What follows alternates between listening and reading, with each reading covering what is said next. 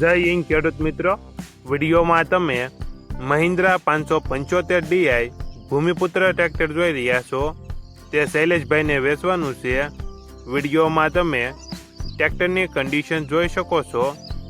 Engine powerful company fitting, ગેર hydraulic complete, મોટા tyre 90%, નાના tyre 100%.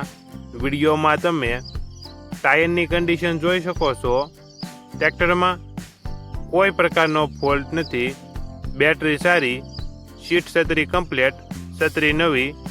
ટ્રેક્ટરમાં કોઈ પ્રકારનો ફોલ્ટ નથી. Model 2008, 1 owner, 45 horse power.